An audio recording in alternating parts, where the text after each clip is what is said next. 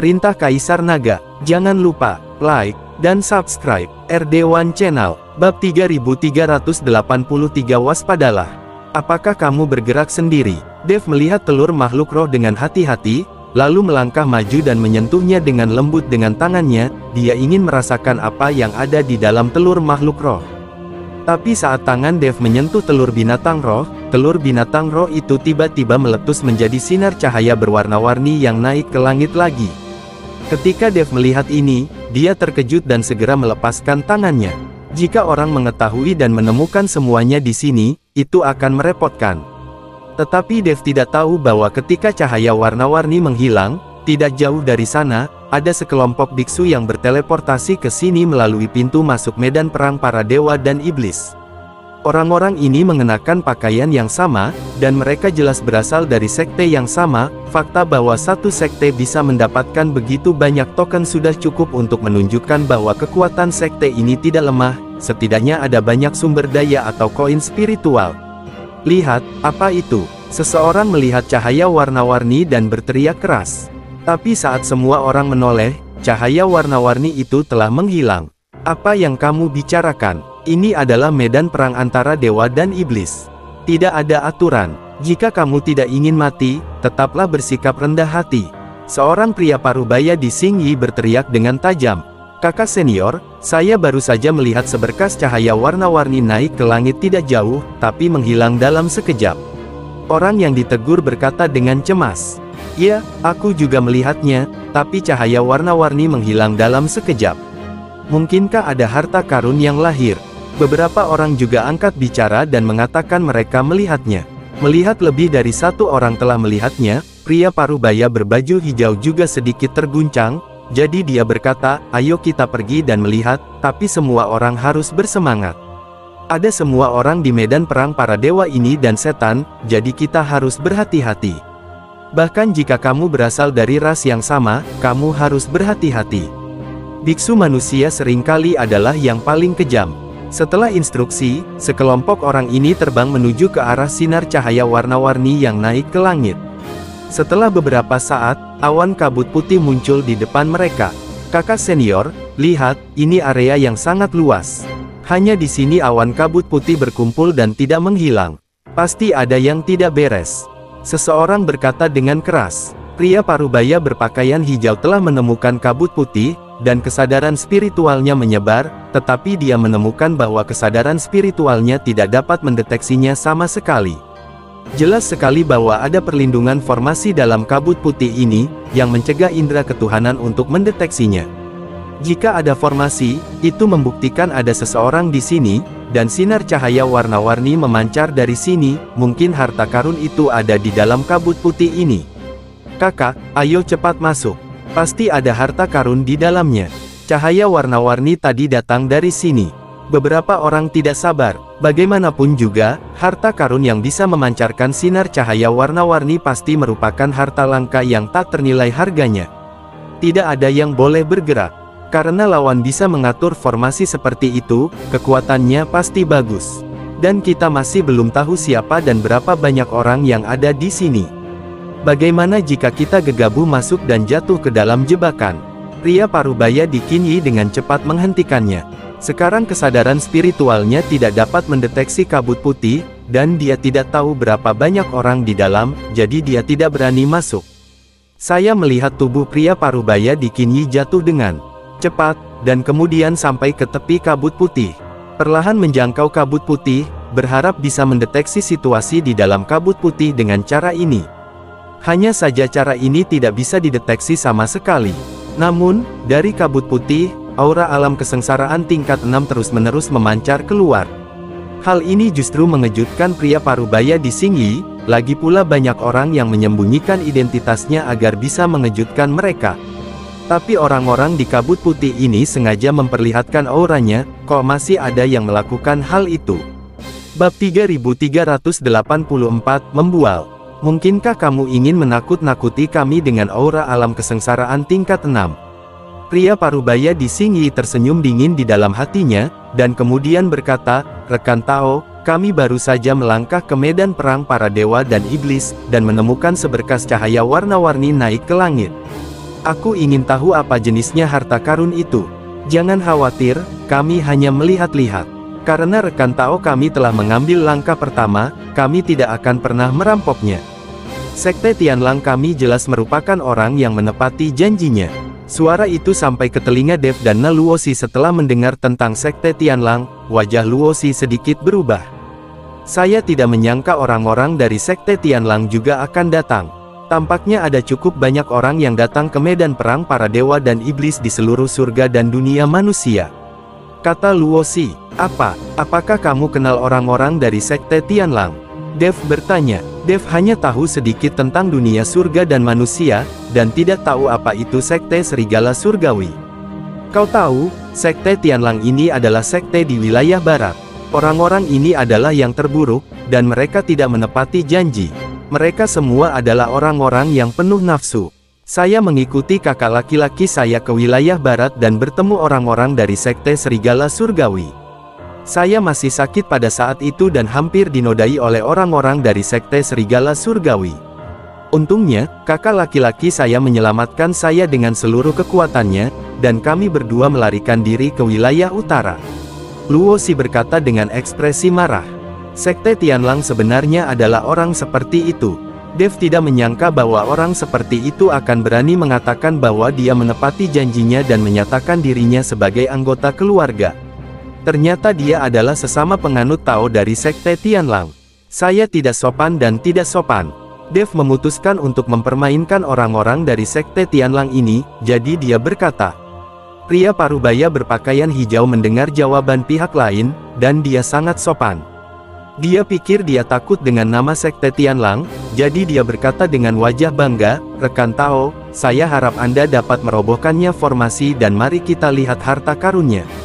Gaya yang luar biasa. Jika sesama penganut Tao memiliki kekhawatiran, saya bisa masuk sendiri.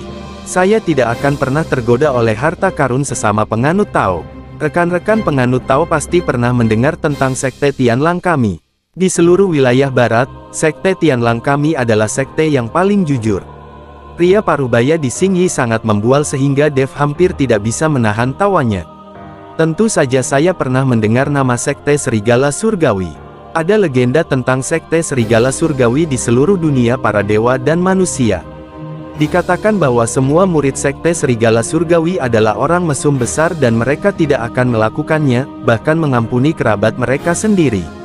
Sedemikian rupa sehingga wanita di Sekte Tianlang kini menjadi objek publik, dan semua anggota Sekte Tianlang telah menjadi bajingan. Dev berkata dengan tenang. Setelah mendengar perkataan Dev, Luosi tidak bisa menahan tawa. Dia benar-benar tidak menyangka Dev akan mengatakan ini. Pria muda dan parubaya itu tertegun sejenak, lalu menjadi marah. Ah, bocah, aku akan membunuhmu, aku akan memotongmu menjadi beberapa bagian. Dan wanita dalam formasi ini, aku ingin menelanjanginya dan menjadikannya budak kita. Pria parubaya berbaju hijau meraung dengan marah, lalu melambaikan tangannya, dan semua orang juga terjatuh. Orang-orang ini mengepung formasi Dev dengan lambaian tangan orang-orang muda dan parubaya. Orang-orang ini semua memasuki formasi bersama-sama. Alasan kenapa mereka seperti ini adalah untuk membuat orang-orang yang ada di dalam formasi sibuk. Melalui percakapan tadi, pria parubaya di Xingyi sudah menebak kalau tidak akan banyak orang yang ada di dalam formasi. Mungkin hanya ada satu pria dan satu wanita. Dalam hal ini mereka bergegas bersama dan membuat pihak lain tidak bisa bereaksi. Melihat pihak lain masuk bersama, ekspresi Luosi menjadi sedikit gugup. Melihat kegugupan Luosi, Dev menghiburnya, jangan takut. Selama orang-orang ini memasuki formasi, itu akan menjadi plester. Saya telah menyiapkan susunan ilusi di kabut putih. Jika mereka jatuh ke dalam susunan ilusi, mereka akan berada di sana. Ini tidak menakutkan lagi. Luosi dihibur oleh Dev, lalu dia merasa lega dan mengangguk. Kemudian Luosi mengangkat pedangnya dan bergerak menuju biksu yang mengganggu. Mata Luosi penuh amarah. Bab 3385, Arai Ilusi Membunuh. Pada saat ini, seorang biksu sekte Sirius merasa pusing setelah memasuki kabut putih, dan kemudian menemukan bahwa kabut putih di depannya perlahan menghilang. Saya melihat seorang gadis dengan sosok anggun, pakaian sangat terbuka, dan membawa keranjang bunga berjalan ke arah saya sambil tersenyum.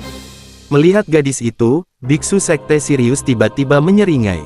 Cantik, cantik, cepat temukan saudaramu. Aku akan membiarkanmu menikmatinya. Biksu itu berlari ke arah gadis itu dengan tidak sabar. Pada saat ini, Luosi melihat seorang biksu sekte serigala surgawi berlari ke arahnya dengan mata penuh api dan air mata mengalir di wajahnya.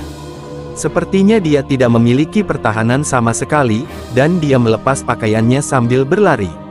Luosi tahu bahwa biksu sekte Tianlang ini pasti terjebak dalam susunan ilusi dan terpesona olehnya.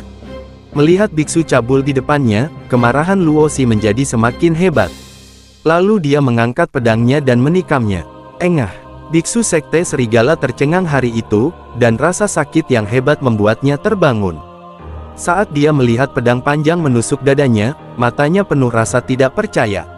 Mata biksu sekte serigala surgawi membelalak dan dia menatap Luosi dengan kaget. Dia jelas mengenali Luosi, tapi sayangnya dia tidak bisa mengucapkan sepatah kata pun. Darah terus mengalir dari mulutnya. Biksu sekte Tianlang ini dengan putus asa mengangkat tangannya untuk menangkap Luosi, tetapi kekuatan tubuhnya dengan cepat terkuras habis, dan dia bahkan tidak bisa mengangkat tangannya. Luosi mengertakkan gigi, tiba-tiba mencabut pedangnya, lalu menebas. Biksu sekte Tianlang itu dipenggal kepalanya.